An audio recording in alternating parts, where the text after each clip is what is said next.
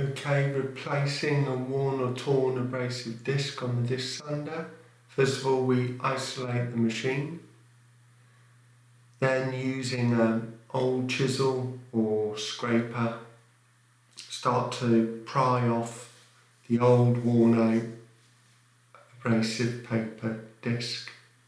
Just work your way around the disc using your hands and the chisel just to pry off the old paper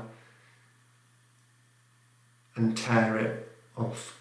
The white backing paper can remain. It's the green abrasive paper or red abrasive paper that needs to come off. And it will separate, it's just the glue that's bonding it on. And you'll find that it does come off reasonably easy. If you're really struggling, then you can apply a little bit of heat using a heat gun, and that softens the glue enough to make it come off, but you usually find it comes off reasonably easy.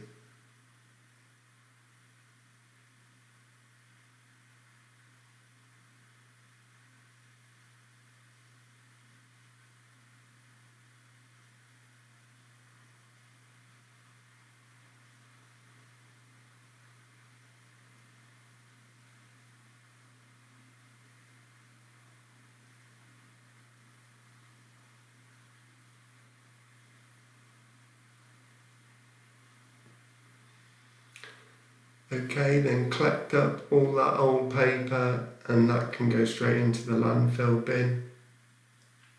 Close off the extraction unit, because we could potentially get a spark and we don't want that going up. Switch on the machine, make sure you've switched it on at the isolator switch first. And then, using an old paint scraper, we just go from one edge, the outer edge, to the inner edge, pushing the paint scraper on top of the table and up against the disc, and this will remove all that old paper, backing paper, and also the remnant glue, the old glue from the disc. You just have to do that 3 or 4 times until you've gone back to the aluminium.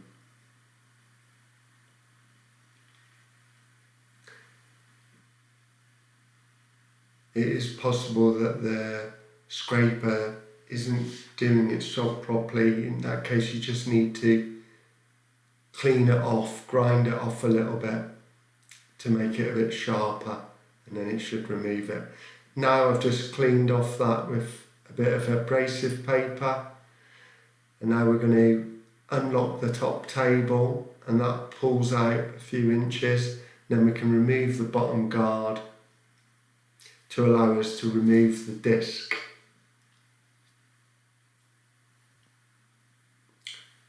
Just 2 bolts hold on the bottom guard. Then, using the Allen key, there's 3 Allen screws holding the disc in place. And there's a series, there's 3 bolts holding it on, and there's also 3 little holes in between the bolts, and you can put the screws into those holes, and that'll help you actually pull the disc off once you've removed all 3 bolts. It has got a weight to it, so just pull it off carefully and then lay it onto the table. Okay, so we've cleaned it off, we've got our disc and we've got our new paper. I'm going to use some contact adhesive in a spray can and apply a thin layer onto both the back of the paper and also the disc itself. If you invert the can and spray the last little bit out, that will prevent any blockages happening in the can.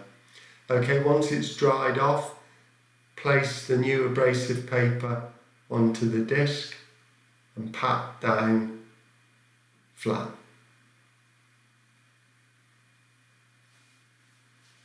Return the disc back onto the spindle of the disc sander and then line up the bolt holes just by eye, or you can use a screwdriver or something just to locate the two, and then fix in the 3 Allen bolts.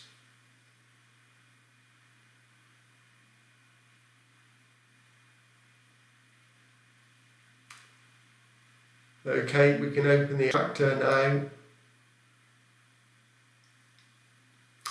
and then using the cleaning rubber, just switch on the machine and push that cleaning rubber across the disc, and that just pressurizes and pushes the disc back onto the plate.